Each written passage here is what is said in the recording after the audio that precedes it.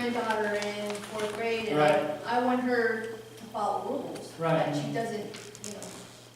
She's great, she does a great job, actually. She's awesome. I just saw her today, she does a great job. I will say I when know we she go does over, talk too much, but she doesn't. She's really a nice girl, though, she really is. at the elementary level, Ms. Mahalik, I will say that we try to make it a much more positive Yeah. discussion and try and focus on, okay, doing well, doing good, and that type of stuff. Once we get to the middle school and high school, of course, because of the age, those discussions are more about, if you do something, there could be a consequence, please make good choices. So it is a little bit different discussion that we have. Even then, we switched to the school positive. Behavior is What what are we doing, is there anything in this thing about bullying? I know- we have anti-bullying programs throughout the year, and Yeah, the guidance counselor just met with everyone in elementary, that was their first program they did this year, they did a lesson with all the students in the whole building, Miss Landon and Mr. Lacey did, and met with all the students about it. It's the first thing we do to get them ready to start the year off right. And that's where it starts. Yeah. It starts already in 3rd grade, pretty good, because I used to be a Girl Scout leader, and I remember that's when it started. Yeah, so yeah, we do that, but thanks for your question. Yeah. Dr. McCall, thank you very much. Commend you guys for the brave program that you implemented as well. I had my daughter come home again today She got from the bus driver, so it's Yes. just not inside the school walls that they're promoting this. It's also, out on the buses. Yeah, Mr. Senza met with all the, it was his idea to meet with all the bus drivers, and did a great job presenting with them, and they were very responsive to it, so it helps. The bus drivers, the cafeteria, everyone, they have they get an Custodians, opportunity. secretaries, Anybody down. everybody, yes. Absolutely. It's a great group. Great reinforcement program. Thanks. Thank you, Dr. McCall. Thanks. Okay, middle school, I see Mr. Brown and Mr. Herbert are both here, so we'll turn it over to the middle school. Doug? All right, middle school handbook. My name is Floyd Brown, I'm the principal at the middle school. This is Mr. Stephen Everett, he is the dean of students. And pretty much this handbook gets reviewed every summer. Okay, we make changes as needed. Mr. Everett took care of most of that this year because I was not in my position at the time. So I just want to go through some of the changes that were made from the previous year. So we're blaming Mr. Everett for all the changes. Yes, absolutely. Ask him a question. No. And actually, Mrs. Evans. Yeah, I can There you go. So just looking through our handbook, the first thing that changed was the arrival to school. Last year, school drop-off for parents was 7 o'clock. This year, we pushed it back to 7:05 just because our schedule changed and our start time and end times changed. The second thing that changed was dismissal time. I believe last year dismissal was 2:15. This year, it's 2:30. So that's another change that we added. Going through the handbook, athletic eligibility changed a little bit over the summer as well. In the past, if students were failing 2 or more of core classes, they were academically ineligible. This year, if you're failing 2 of any class, you are academically ineligible. Okay, so we made it a little more stringent. And that eligibility, Mr. Brown, goes from Sunday to Saturday. Correct. For that week. Yep, and a report is run every week by our guidance counselor who reviews that and looks at grades, and if students get flagged, we call them down and let them know. Okay. And that is only school-sponsored activities, not Correct. anything outside the scope of interscholastic athletics. Correct. Yeah, thank you. Those were the 2 major changes to our handbook.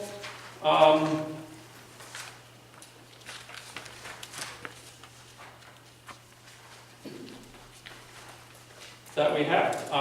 That's really the only changes from the previous year. Again, with this handbook, the second day of school, we bring all the students into the auditorium. We have a little assembly, 6th, 7th, and 8th grade. We go over this, we go over rules, we go over everything that the students need to know. So that is done right off the bat, so everybody is made aware of the expectations that are in here. We also have it posted on our website, and we have a hard copy in the library, the guidance department, and also the main office. We also include the board policy for students' rights and responsibility, that they have access to that as well. Do you still do each one like grade level? Like 6th, 7th, and 8th? We did each one, 7th and 8th grade, we did together, and then we did 6th grade on our own. They had an individual thing. It just worked out better that 7th and 8th grade came right into the auditorium, and then after the 6th 6th grade had their orientation with their homeroom teachers, then we brought them in and did that. But we do a PowerPoint presentation. Also, we implemented the school-wide positive behavior program this year. And after the first week of school, we brought all the kids into the auditorium, encouraged them. We went over what our expectations were. We had targeted areas based on a survey that teachers and students did. And we identified the cafeteria as one of the most, critical areas where we wanted to focus on positive behavior. We've implemented a program to try and do more rewards for the cafeteria because we know that is a target area and it's been working. Our 8th grade students really bought into it. After 5 days, they were able to get rewards. So it's working, and we really focus on trying to implement as much positive behavior as we can. You always go at the beginning of the second semester and have another. Correct. Speaking on bullying, the third day of school, we had a presentation regarding bullying and internet safety for all of our students. Jeanette Holter from the Pennsylvania Attorney General Office came in, did a nice program for the students. So I know there was a question about that at the elementary, so we had that and it went over really well. It was great presentation. So. I actually have a question. Because I know now they're starting to get into social media and that kind of garbage. So what is the general guideline if something is seen on social media that, It's pretty much the same in all of them. If it's something threatening, I know at the middle school we have the signs. If you see it, hear it, tell someone, that type of stuff. We ran into issues with social media because students have been posted stuff outside of school. yeah, so that's kind of The issue comes into, can a school respond to social media type things outside of school, within the school? When it becomes a distraction through the school, I mean, of course, we get the counselors involved, and it happens. I mean, it happens many a times. And then the other part of it too, we had a situation, I believe it was last year, where it was pretty rampant, that we even called the Attorney General, came in to talk to them again, just to say, listen, there's students in this district that are being investigated for some serious crimes, and we explained to them that if you receive it and you feel it's threatening to you or somebody else or anyone, tell an adult or someone, and then we let them know that as soon as, you hit send, forward it to somebody else, another student, depending on what it is, you're just as liable legally as the person who sent it to you first. So we do try to continue to enforce it, but it is a battle everywhere. I mean, when we go to meetings and network with different principals and superintendents, that's probably the most talked about topic is, issues with social media and those type of things. So really, if it happens outside of school, only in... Again, it's that law gray area. If it becomes a distraction in the school, we can respond. And there's case law out there where, students are writing stuff about the principal and posting it out there, and, could the kids been expelled even though they didn't do it in school? It's the rights of free speech and those type of things outside of school. So there's a lot of situations that come up. What we try to do and try to keep reinforcing to the kids is just don't do it. I mean, it's easier said than done, believe me. But a simple a tweet or something like that could get them, could get them in trouble. And a lot of times it's with the police, on our end, very limited. But what's out there now, what the police have to deal with too. I know our school police officer that's here was actually involved in the computer department and social media, the state police. So what the kids don't know is that he knows all the tricks of the trades, and he's trained on that. So he's been explaining a lot of the process to us and what to look for and different things and the apps that are out there. So it's an ongoing war, and we just try to keep reinforcing as much as The possible. local police have been very good, because a lot of it depends what jurisdiction. If it's in East Penn, it's the state police. It's Mahoney, Franklin, and they've been very good, because usually we call them, they get involved.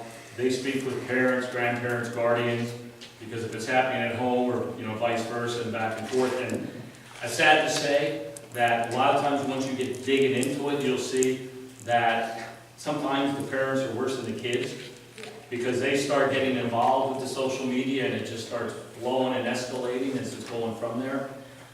You know, and then usually once they try to get involved and try to nip it in the bud right away, and, you know, all the things to be proactive.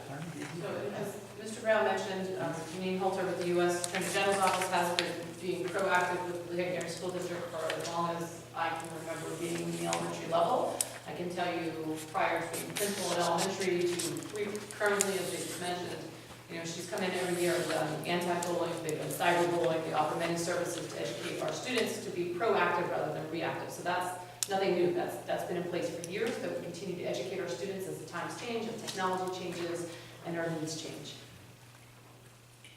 And there's definitely an app for that. Everything we found out, there's an app.